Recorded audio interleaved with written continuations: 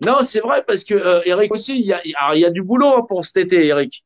Il y a aussi, alors, c'est vrai parce que j'avais quitté comme ça, mais c'est vrai qu'il y a préparé la rentrée scolaire. Il y a préparé la rentrée scolaire, préparer la rentrée scolaire, il va falloir bosser dessus. Ça va, c'est permettre d'établir un document où il va falloir que bah, les parents fassent valoir le droit de réserve et le principe de précaution au cas où, bien sûr, la vaccination sur les enfants n'est pas obligatoire, mais au cas où, décident, eux, de rendre le vaccin obligatoire dans les écoles, c'est-à-dire d'un point de vue administratif. Donc, vous voyez toujours comment l'État fait. Et donc là, faut préétablir un document pour le mois de juillet, disponible au mois d'août, qui fait que effectivement, il n'y aura pas de déscolarisation, mais c'est la mise en avant à la fois du principe de précaution, à la fois du principe du droit de réserve, c'est-à-dire et le droit de retrait au cas où, et à la fois à communiquer aux écoles, à la fois à l'éducation nationale, à la fois au gouvernement et à la fois aux conjoints parents si les parents sont séparés. C'est-à-dire établir un document maître qui va permettre non pas de dire je déscolarise mon enfant si ça ne va pas avec l'école,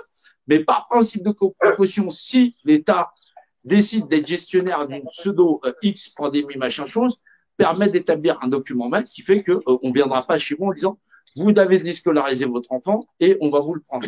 C'est ça le travail, parce que c'est ce qui doit être fait sur le mois de juillet pour que à la rentrée, les gens n'aient pas à se torturer si l'État le fait, si l'État. On va pas. Faut anticiper les si. On n'est pas dans des si.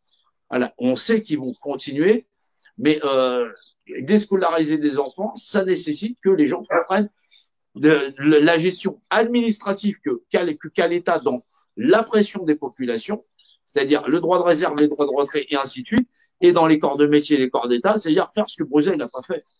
Voilà. Et sans demander 10 balles à quelqu'un. Voilà.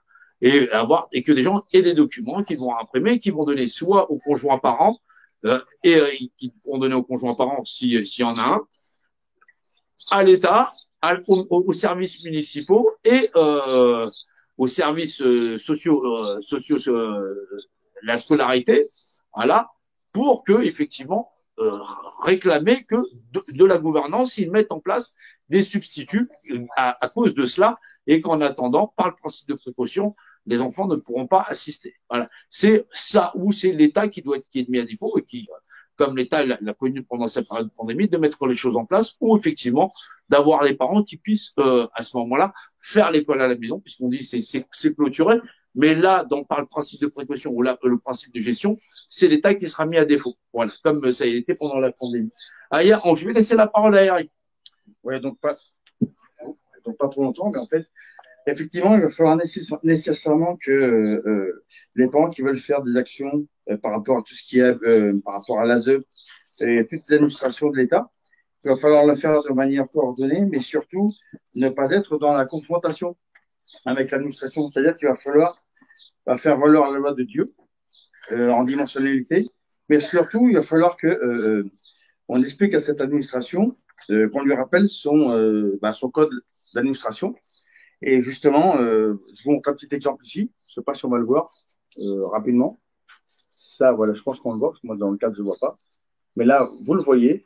Ça, c'est une sommation qui va servir justement aux parents à faire valoir leur droit de retrait, mais pas que. C'est-à-dire que tous ceux qui sont dans les entreprises de services publics, privés, dans les écoles, dans les restaurants, enfin, partout où il y a du personnel, les gens vont pouvoir, on va dire, exercer leur droit de retrait comment dire, sans perte de salaire. Alors, c'est-à-dire qu'effectivement, il va falloir que les parents se bougent, que les gens osent dire non. Moi, je veux pas être dans cette situation-là, donc je fais mon droit de retrait. Et effectivement, après, les employeurs vont devoir répondre à un certain nombre de questions qui se trouvent dans cette sommation. Et alors, ils auront le choix de ne pas répondre, évidemment, mais s'ils répondent, ils vont devoir effectivement faire des réponses concrètes. Et s'ils ne répondent pas et qu'ils continuent à vouloir faire des abus au niveau de ces administrations, il va falloir donc nécessairement exercer des recours dans les tribunaux, mais non pas dans le droit maçonnique seulement, c'est-à-dire qu'il va falloir appliquer la loi de Dieu et il faudra trouver effectivement des avocats qui connaissent ce savoir et fassent ces recours en conséquence. C'est beaucoup de travail, c'est beaucoup de pression aussi qu'on va subir, qu'on subit déjà, mais on le fait avec le cœur. Ça, c'est très important de le savoir. Et donc, on lâche rien. Ça, c'est vraiment très, très important.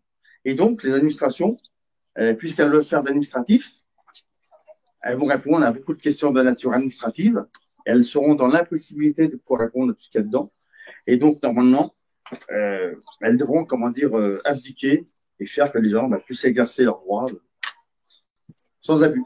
Voilà, et dans la mesure. Merci à vous.